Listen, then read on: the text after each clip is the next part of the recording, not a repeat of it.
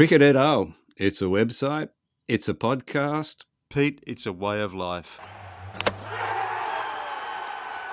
It's Gideon Haig over here. Peter Lawler over here. And welcome to Cricket et al., your independent cricket podcast. We're in high summer, getting to the high-stakes stage of the Big Bash League. We also have the Women's Ashes underway. We have the Pal Royals at top of the table in the SA20. The Desert Vipers lead the IL20. The Rangpur Riders lead the Bangladesh Premier League. Peter, I know you're all over this. Peter, what are you following at the moment? You may be surprised to hear that Sue has taken to walking past me in the evening and saying, watching the cricket again, Peter. I'm watching more cricket now than I think I've ever watched in my life. I mean, it's got to the point where I went to the T20 game the other night. Yes, I know. You wrote vividly about it for cricketetal.com. Yeah, well, I figured I'm just going to lie on the couch here and watch it, so I might as well get my ass on the metro and go into town and watch the game. So you're going in tonight for the Thunder versus the Sixers? No. No, okay. A BBL game is you draw the line there, do you? That's actually a pretty important game because that decides who plays the Hurricanes in the final on Monday. I'll be watching it. Yeah, I'm tuned in. I've actually really enjoyed this Big Bash. I reckon this is one of the really good Big Bash seasons. He says, having watched this one only. But the fact it's even gained my attention. There's been some really good performances. Fielding's been outstanding. Batting's been great. It's been a really good competition. It's good to see. So having David Warner in there sort of adds a bit of spice to the mix, doesn't it? And he's done a fantastic job, I reckon. We've had Maxi dominating. Correct, yeah. Maxi averaging 54 and striking at 186. But, of course, inevitably unable to get the Stars over the line. That's kind of part of the recurrent narrative of the BBL. Yeah, you felt sorry for Maxi, didn't you? He kind of carried that team into the finals, and we all relied on him in that game. Didn't it? Maxi fires, they win. Maxi doesn't fire, they lose. He's a great team player, Maxi. Had an outstanding tournament. Well, the back end of it, anyway, didn't he?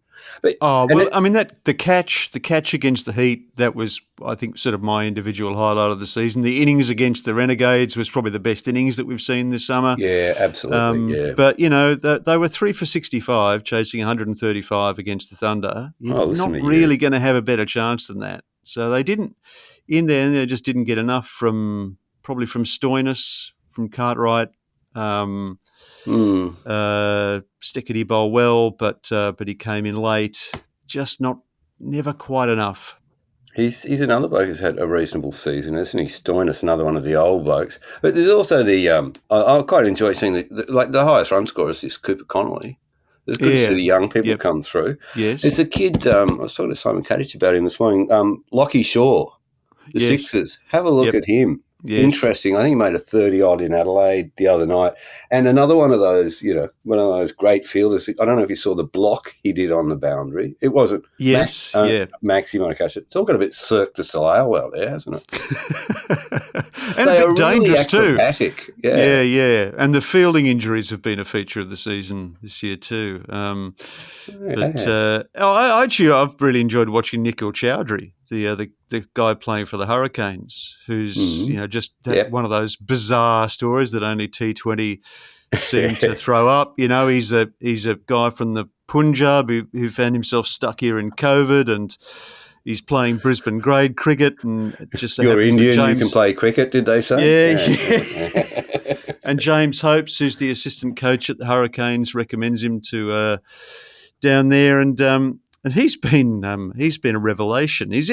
I often think those kind of fresh players for whom there's sort of limited advanced knowledge or traded at a bit of an advantage for a while, then the competition gradually works out a way to get on top of them. But in that first flush, they can be very hard to stop. And actually, look, we should talk about the Hurricanes because they have got through to the final, and that is. Well, is that a vindication of Ricky Ponting? Because, they brought in Ricky Ponting to kind of exercise his magic, and he appointed the coaching crew. It's obviously a very good group. Jeff Vaughan's an excellent head coach. Hopesy, Berry. Often I think, T20 is probably more coach-centric than other forms of the game. I think they seem to have a good formula at the Hurricanes. They play well on their home ground. They've been able to absorb losing Billy Stanlake. They've got Meredith bowling really quick. Ellis is a very skillful bowler. They brought Cam Gannon back in, didn't they? Cam Gannon, Matthew Wade's Tim probably Ward, due a score. Caleb Jules come back into calculations. Mitchell Owen's been going hard at the top. Tim David's been very good in the surge. Good tournament, Mitchell Owens. Yeah. Yes. Yep. And Ben McDermott, who I think is a very underrated player. So good luck to them. I know I was talking on Hobart Radio this morning about the Hurricanes. They're all on board down there. There's nothing like a bit of home Are they ground still success. talking to you in Hobart? They are still talking. Obviously, they don't listen to cricket at all. I thought the Hobartians would have the hump with you after you flagged them off for not showing up. And let's hope they show up on Monday. And big chance. Next game was sold out, Gideon, so they were stung into action. That's it. Lacerated by your tongue. Is there anything else to say about the BBL? Pope. I like seeing the wrist spinner in there taking wickets. Yeah, for Adelaide, that's good to see. Don't see enough wrist spinning anymore. I enjoyed watching Jaffa Chauhan the other night for the Sixers. Did you watch him? We were in the pavilion at the Yarras and we turned on the BBL. He's this kid from England. He's 22 years old. He bowls these little quick wrist spinners. He's been playing second 11 cricket. Oh yeah, I see. And he got Owen and he got McDermott. I thought he bowled really well. That's a name to look out for, Jaffa Chauhan. You call it a pavilion now, do you? It's not like the Sheds. No, it's a pavilion. The Yarras have been gentrified. A little bit grander. We have moved up. We've got the second floor. You've always had the second floor, haven't you? Yeah, it's not looking as well. We got a lift. Mate. It's added 10 years to my career, that lift. The only reason I bring this up is so that you can do a segue into what's happening at the Yarras. Oh, yeah. No, sorry. Good plan. Come on, good Gideon, plan. try and stay Yeah, with sorry. it. February the 4th at Como Park, the Sanctum Sanctorum of Melbourne cricket. We are hosting Glenn Maxwell, our friend who's been on Cricket et al., talking about his new book, The Showman. So come one, come all. We'll be kicking off around about 7 o'clock. Probably eventually get on stage about 10 o'clock, knowing the way that we operate at the Yarras. But Maxi, I'll be asking him some questions about his book, The Showman, co-written by our friend Adam Collins. Who, I read this morning, is commentating with Simon Kadich from Sri Lanka. Indeed. For Channel 7, which is fantastic. Well done, Colo. Yeah, fantastic. Yeah. Yeah, I'm pumped for him. And I'm especially pumped that now going to have Cat in town. Yeah. Well, because Cricket et al. Are there. I'll be on the typewriter. I won't be wearing the 7 jacket. I'll just be typing exclusively for Cricket et al. It's and whoever else gives me 10 cents. Yeah. They all come together at the last minute, it seems, these broadcasting things. Maybe they always did and they were just out of sight. But you only sort of tend to hear at the very last minute who will be commentating where. I guess there's just so many opportunities and so many potential candidates. Well, no, so I think the situation here, it's an interesting situation, this Channel 7. And this is the first time for a hell of a long time that anything outside the Ashes has been broadcast back into Australia. Yeah. The Ashes or the World Test Final. And I think... I don't know this for certain, but I think Fox were just sitting around thinking, they'd push it late because there's nobody else in the market for the rights. Yep. You can run the price down, as everybody does. And 7th, they're sitting there. We may as well take them. And it was done on a whim. Yeah, It surprised everybody. I think it was just done last week. I was just watching the coverage. And in fact, I'd been on Cricket Australia before we recorded the podcast to say, who's got the rights? And it was actually, I think it had been settled the night before, and they had no plans in place at all. So there's on Monday they had a meeting about who and how they were going to cover it. Yeah, right. So Cat agreed initially to go and do it. They were going to do it from Melbourne, and the boss said, "Well, would you like to go to Sri Lanka? You may as well." Why not? And it's always better if you're calling from the spot, because we've seen that with the other broadcaster in the BBL a few times. That you can get a bit embarrassed if you're not at the ground. You can, but the ABC doesn't seem to have learned that lesson. They will be calling the series, as I wrote a couple of weeks ago, from Ultimo. That's very disappointing. That is very disappointing. Well, I pay my taxes. I want the ABC at the fucking cricket. Well, this is not a difficult tour to do. I mean, it's 2 test matches in 2 weeks. with no travel. And the ABC still couldn't come up with the money. They can somehow employ 6 commentators, 3 ball-by-ballers and three experts, get them going into Ultimo Studios. I mean, really, they could have sent 3 commentators to Sri Lanka and picked up. There's a lot of broadcasting talent over there, Pete. I'm sure you would have been available to help them out. Yeah, if I wasn't helping out SEN, but it's just wrong, and always loved listening to the ABC at the cricket. And hey, maybe they'll have a stump mic and we'll get some sort of atmospheric overlay, but it's just not being there in my mind. I find that really disappointing way to cover.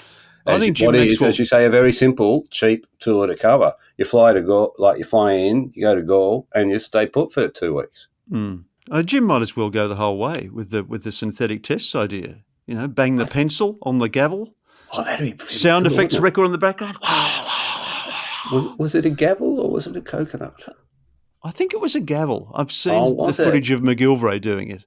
I like the idea of a coconut. Let's slam 2 coconuts together to make the sound of a ball. Like Monty Python and the Holy Grail. Yeah, you could do that as a sort of song every time a batter got out. Start clapping the coconuts together. Anyway, I think it's embarrassing for the ABC Me too. not to be there. Yes, I think it's a sad capitulation to those creeps in Senate estimates who are always questioning about who know the cost of everything. And the value of nothing. Yeah, that's right. And where are the politicians standing up and demanding that the ABC be there and cover it, which they should do? It's their duty. It's going to be the worst Australia Day ever, not knowing that the ABC won't be there. So last night, Pete, we had the happened? latest instalment of the Women's Ashes, and Australia now have taken a 10-0 lead. I'm sorry, it still sounds completely wrong when I say 10-0 lead. I can't quite wrap my old-fashioned mind around this new-fashioned scoring system. But it was a good game. That was what you brought up in your piece on Cricket et al., wasn't it? That you sort of the scoring concept makes it a bit of an unwieldy concept. Yeah. Well, the arbitrary weighting of 2 points to a T20 and 2 points to an ODI kind of puzzles me, and the 4 points for the Test match, which are now, of course, irrelevant because the Ashes have already been decided. What an anticlimax for this long-awaited women playing a Test match at the MCG for it not to actually count for the outcome of the Ashes. But I guess that was always a potential risk. Let's talk about the game. Australia won through on the DLS by 6 runs. England probably their best performance of the tour so far on the back of stinging rejoinder from Cricket et al. Pete, you actually went the other night, didn't you? And you came away pretty underwhelmed. England's performance in the first, how many games have we had? 5 games of this series. First 4 games of this series has been abject. They really let themselves down. They let the game down, frankly. I was so underwhelmed by that effort the other night. As I left the ground, I thought, geez, there's something wrong with that England team. But I didn't feel qualified to comment on it. When I woke up the next day, other people who are better qualified than I had made a similar observation. Most controversially, poor old Alex Harley. And she's gotten a right trouble from it, hasn't she? I think Eccleston refused to do an interview with her for the BBC after the match because she dared say that they weren't fit. I see now she's sort of backpedaling from that statement, but Izzy Westbury got stuck into them. Simon Hughes got stuck into them. I mean, anybody watching them play those first 4 games had a duty to get stuck into them for the way they played. And I suppose there seems to be some sensitivity over using phrases like fitness around women's cricket. Fair enough, but it's a cover-all for, struggling in the field generally. Can't catch, poor overthrows, misfields, slow to the ball, poor decision-making when they've had the bat in hand as well. They showed that they're a little better than that the other night. I thought that was a fantastic effort, particularly by Heather Knight, actually. I thought she batted really well. And Wyatt Hodge was very good. They almost could have won that game. In fact, it had been rained out at the first break. They had won it, hadn't they? Yes. But they just slipped behind. And then she was very frustrated at the end, Heather Knight. I understood that. She sort of threw her bat. But I've never seen cricket played when it's raining that heavily. Do the Yarrows play when it's raining that heavily? Oh, yeah. Yeah, absolutely. Oh, really? Yeah. I mean, once you're on, because often you know that if you're coming off, you're not getting back. Yeah. So you do tend to play through rain like that. Sometimes it's the miserly rain that you go off for because you know it'll eventually abate. What did you make of that debate? I found I thought Izzy's spray on social media, which I saw thanks to you, was up there with the Martin Johnson 86-7 take on England, wasn't it? Can't bat, can't Simon bowl, Hughes can't invoked field. in his piece. Yes, yeah. I mean, it was a pretty comprehensive shellacking. Just about everything is wrong with this team. But I think one of the things that has stuck in the craw of critics has been this mantra of inspire and entertain. Their purpose is to inspire and entertain. Oh yeah, they said that last night. Yeah. And I think I think people have come to the conclusion that is kind of putting the cart before the horse. First of all, win. Set out to win. That's actually a really pretty good prime directive. That will inspire and that will entertain. When you kind of put process in front of outcome like that, I think you're riding for a fall. Yeah, I wonder where they heard that. I've just called up Izzy's comments. So she said she hadn't covered cricket for a few years. She's found this interesting / demoralising watching it unfold in real time. England's game awareness, maturity, fitness, accountability, leadership, etc. not only stalled but regressed. Izzy, get off the fence and tell us what you really think. Yeah, well done, Izzy. I wonder if they're talking to Izzy anymore. Yeah. So good on her. Good on her. Pro sport's fear of broaching issues such as mental health, body image, culture. It's not easy, granted, but these issues are just being completely avoided. Well, they used to be excused because it was an amateur cricket economy for women. You went, you couldn't expect too much of them. But now, of course, they because they are professionals and actually quite well-paid professionals, the expectation rises, and it's something for them to measure up to. And I don't think in professional sport you can afford to be that sensitive about criticism of poor performances. Couldn't agree more. Yeah. Couldn't agree more. Yeah. And maybe this is the first time that a women's team in the professional era has been really on the receiving end of such searching criticism, and they're finding it a bit difficult to cope with because of its sheer unfamiliarity. Of course, the men have had plenty of criticism over the years. England teams of the 1980s and 90s and early noughties, this was meat and drink for them. And they probably, in order to survive, had to learn to screen out that sort of critical commentary. But I think these days, there is a relative scarcity of commentary on women's cricket. So what there is does tend to get consumed. And when it's as uniformly critical as this, there's sort of nowhere to hide. Having said that, the male professional cricketers are probably as thin-skinned as the women, perhaps just not the same sensitivities. I mean, we've been through some of that. I mean, at one point, Joshy Hazlewood, maybe with some justification, didn't want to talk to anybody because they'd all taken Michael Vaughan seriously. Yeah. Fair enough, Josh. Anyone who took that comment from Michael Vaughan about the Australian dressing room being divided should have been slapped, but many sort of losers with keyboards in their great aunt's bedrooms did just that. All those sort of clickbait stories about a divided dressing room. I mean, well done, Michael Vaughan. It was very funny, but poor effort by everybody who repeated those quotes as some sort of sensible take on the situation in the Australian dressing room. But they're all keeping receipts these days. I mean, there's no one loves a tax return more than an Australian cricketer. Adam Zampa, he's front of the queue to do his tax returns come that time of year. No, well, I don't mind that. I don't mind that at all. But So I've always liked that story that Theodore Dreiser told about going to see John L. Sullivan, the great American boxer. Yeah. And Dreiser went up timidly to him and said, Mr. Dreiser, can I have an interview? And Sullivan replied, "Write what you like, son, and tell him John L. Sullivan said so."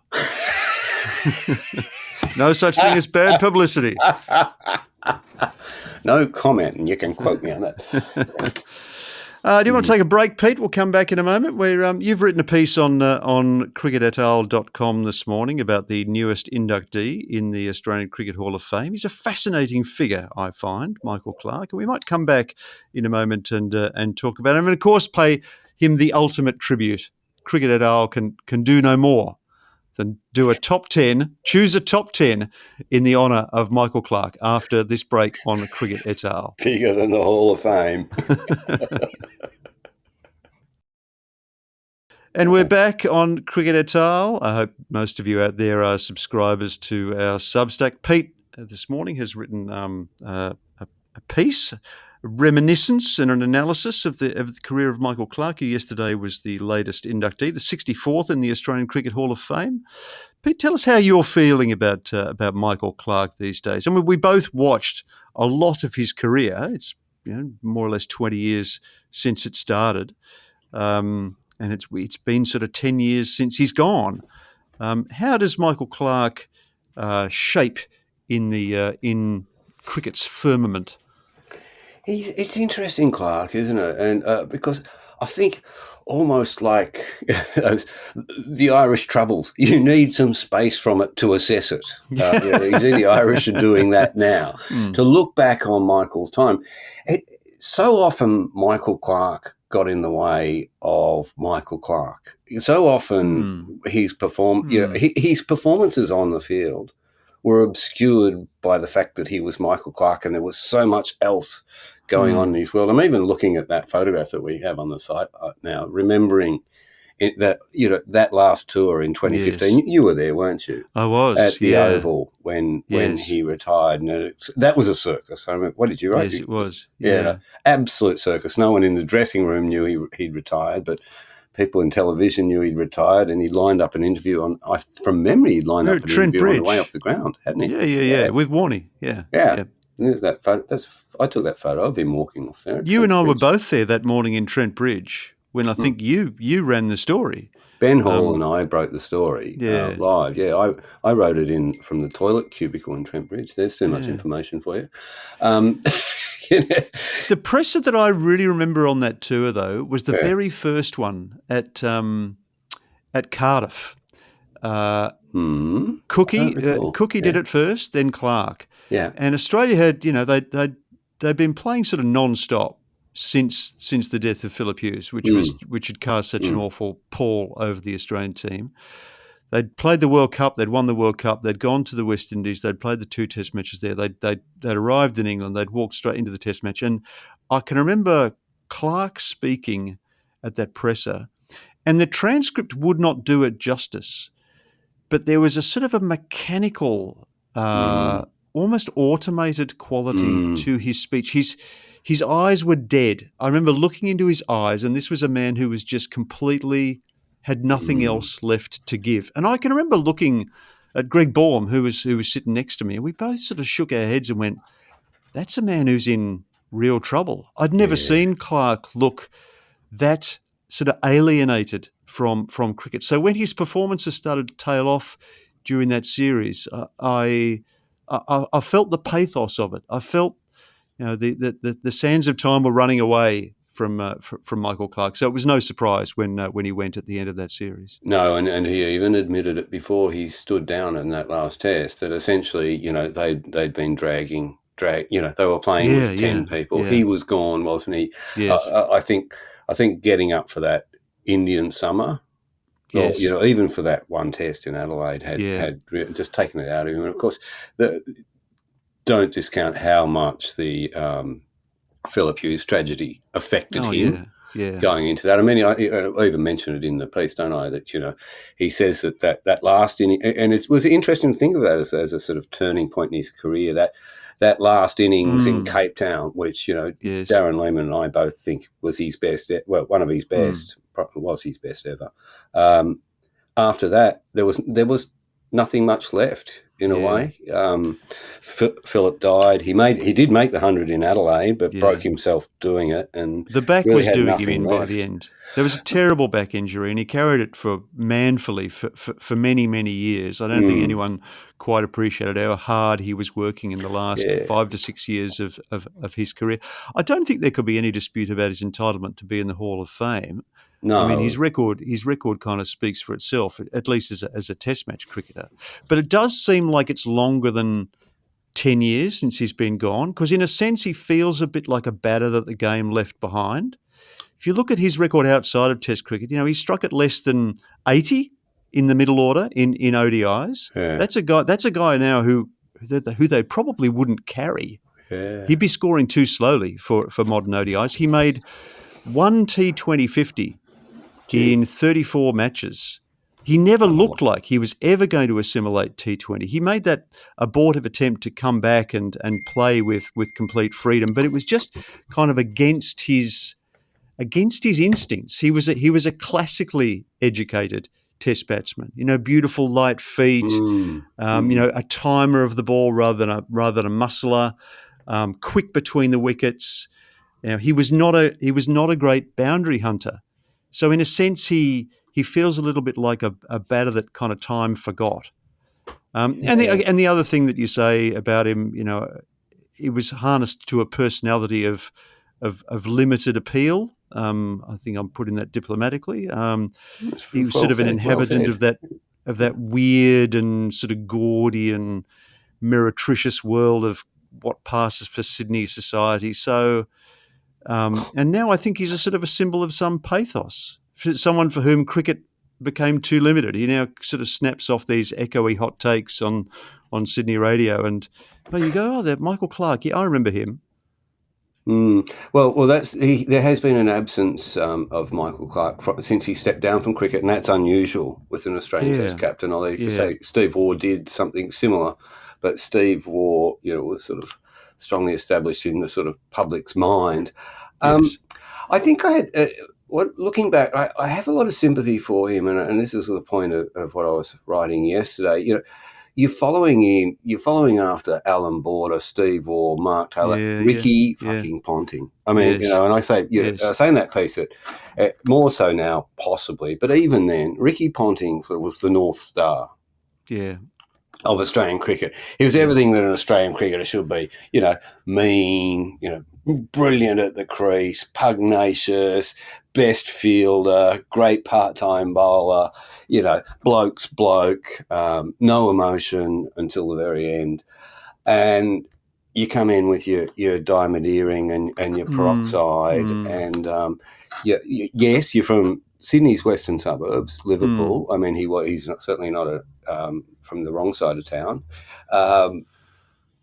But at first, I think they loved him because he was Nemo, wasn't he? He was the kid in the side. Yeah. But then I went, it would be as if, imagine if Pat Cummins had assumed the captaincy from Ricky Ponting. It's kind of a rent in the fabric. Yes. Yeah. It's hard for the public. It was hard for the public to adjust to that. Yes. Yeah. But Mark Taylor was always a great supporter of Michael's. And Michael on the field with bat in hand was an outstanding cricketer. He wasn't as good. He wasn't as talented, I think, as Ponting, but he certainly played the game in a very similar mould. Yeah, he took the game on. Having said that, he took the game on a little bit further down in the batting order than Ponting did. It would have liked, I think we always expected the captain to sit up and best bat to sit up there at number 3, but when Michael came, he didn't do it. But I write about strange aversion, didn't he, to batting any higher than 5? I think I think from memory, his average at 5 is 60 and his average at 4 is 20. Strange kind of, got a nosebleed every time he went up to second wicket down. I heard that phrase a few times. I bring up that innings in 2009, and it was, it'd never go down as one of the great innings. I was talking to Ponting about it yesterday, and I don't think he even remembered it until I brought it up. But Clarke only made 68 and Ponting made 83. But they were 3 for F all. The ball was going all over the place. Outstanding South African bowling attack. And South Africa were on a roll then. They'd won 18 of 25 tests. They'd just beaten Australia at home.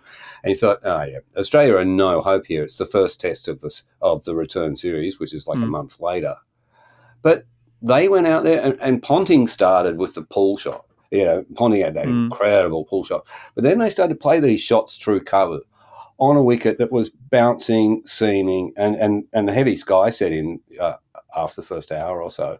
They just took it on, and Graham Smith blinked. You saw it, and you saw that he had the upper hand.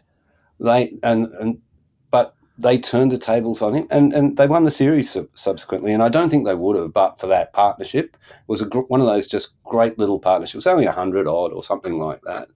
But it set up the series for Australia, and that was a great series for Australia, 2009. It was. They had 3 debutants in that side. Yep. Yeah. Who were they? North, Hughes, and Bryce McGain. And I'll be catching up with Bryce in Colombo on Monday morning. Yeah. Bryce is going to Sri Lanka. Cute. Good fella. Good fella. Hope you catch the plane this time, Bryce.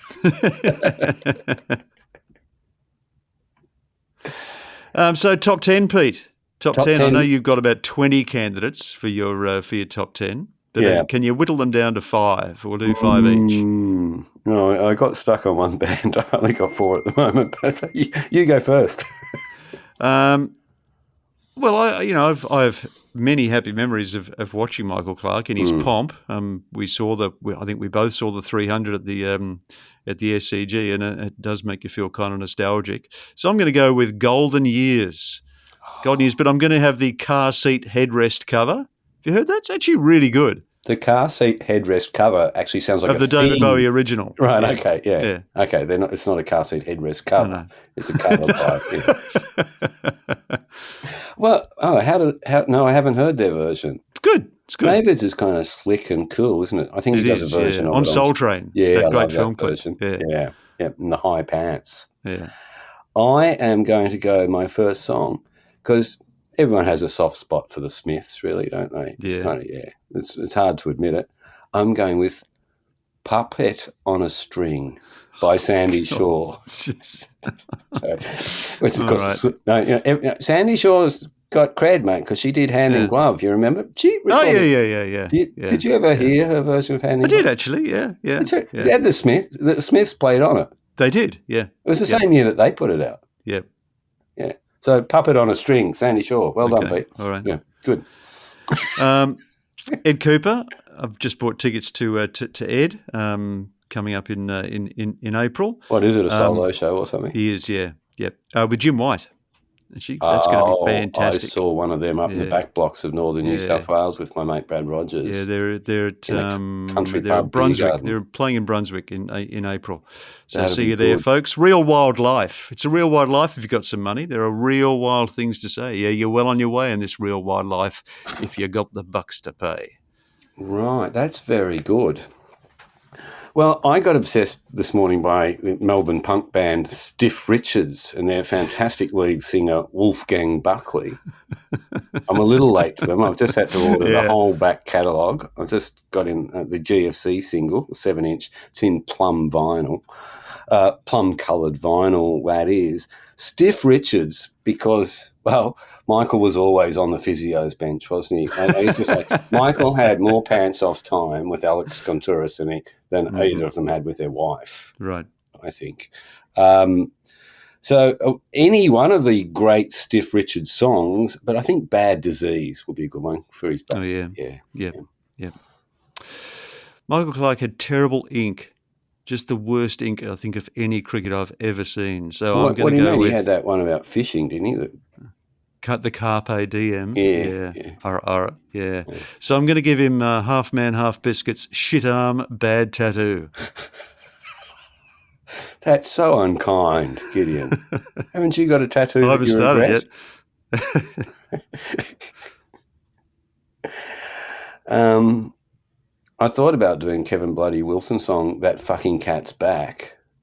Maybe I will. Yeah. Okay. Yeah, why not? Wow. Yeah, I don't need to explain that, do I? No. I think I was tossing up We Used to Be Friends, the Dandy Warhols. Yeah. But I think I'll go with Whatever Happened to the Buzzcocks, because often you think, whatever happened to Michael Clarke? He's out there somewhere, commentating for someone, into space. I'm going to go for, given there was some sort of high profile tussles about whether you should be in a dressing room or on a boat out with your mates. Yeah. Nights That Won't Happen. A song by Purple Mountains. I think you'd like Purple Mountains. Okay. I'm just going to give you a one of the verses. It's not very uplifting music, but it's an uplifting song. Not very uplifting lyrics, but it's an uplifting song. The world is like a roadside inn, and we're the guests inside. And death is a black camel that kneels down so we can ride. Okay. When the dying's finally done and the suffering subsides, all the suffering gets done by the ones we leave behind. On nights that won't happen, time we won't spend with each other again. There's a lot in that. You can the Purple Mountains self-titled album. There's a lot of interesting listening on that record. Okay. Mm. My last one is might be slightly controversial. Oh no! It's meant don't in do the this to us. it's Come meant on. in the kindest way. Oh yeah, right. I might be a cunt, but I'm not a fucking cunt. Autism. He wasn't a fucking cunt, was he? Michael Clarke.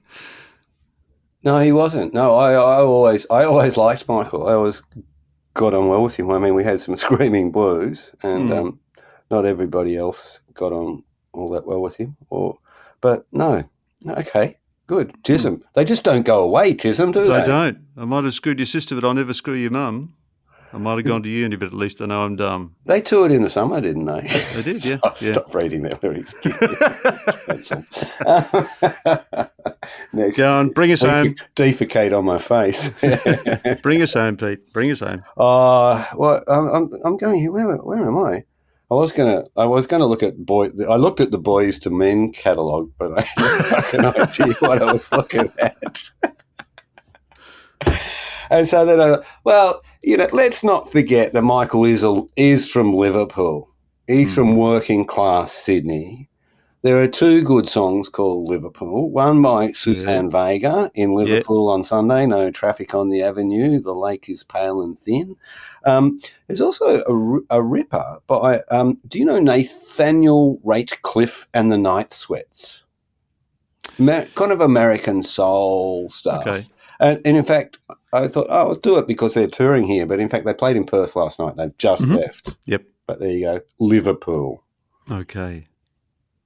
I don't think I've nailed that top 10. I almost want to do it again. Yeah, we could do a double album, couldn't we? Could we? Could do a Michael Clarke I think I could do concept better album. than that. I've got lots of notes here. We spend more time on top 10s than we do for an actual podcast, as if you can't tell. Anyway, that's all we've got time for on Cricket Ale today. Of course, we have we find out who plays the Hurricanes in the BBL tonight in Sydney Derby. On to Adelaide tomorrow for the last T20 for the women. The test starts on Thursday at the MCG. T-shirts, yeah.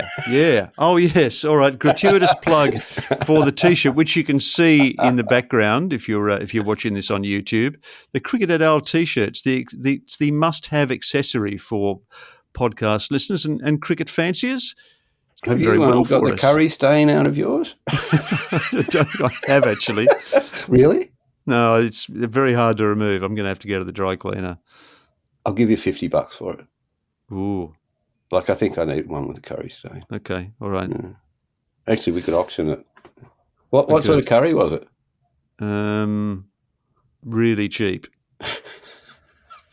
The stains from cheap curry are the hardest ones to remove of all. Yeah. The other thing know that the other thing that I wanted to draw to listeners' attention is next Wednesday. Do you think you've still got anyone's attention at this point, Gideon? Probably not, but just in case you're still listening, if anyone's out next there. Wednesday at noon in Melbourne, I'll be helping to unveil a plaque for the laneway off Argyle Street in Fitzroy, where the Harvey family, the 6 Harvey brothers, learned their cricket in the 1930s and 40s. Next door to their old family home at 198 Argyle Street. I don't know whether listeners are across this altogether, but if you're a reader of Cricket et al., you'll know that it's an object of some fascination for me. It's probably the most interesting and important improvised cricket space in Australia. It's finally being recognised by the City of Yarra. The function will be attended by members of the Harvey family. Cricket et al. Will be represented. If you've never seen the laneway, it is absolutely fascinating to think how 6 brothers, these 6 cricketing brothers, 4 of whom played first-class cricket, 2 of whom went on to play for Australia, can have learned their cricket in such a confined space. But once you see it, you'll begin to understand how they moved their feet so beautifully, a la Michael Clarke. They were fantastically competitive. They had great reflexes, and they knew the game back to front. So, if you're an aficionado of cricket history, noon next week on Wednesday at Argyle Street in Fitzroy, followed by beers at Labour in Vain and lunch at Mario's. I mean, brilliant are idea. you doing a tie? Brilliant idea. That's going to be You've set up my day perfectly. Excellent. I wish I could see you there. I'll be in. Where am I? Indeed. When do you set off? When do you set off? Monday night. Monday night. Okay. Yeah. Well, so much to look forward to on Cricket et al. Our continued takes on the summer. Pete is heading off to cover the 2 Sri Lanka Test matches. I'll be watching them from Couch Central here. Oh, but in the meantime, that's all we've got time for. So it's goodbye from me. And it's good night from him.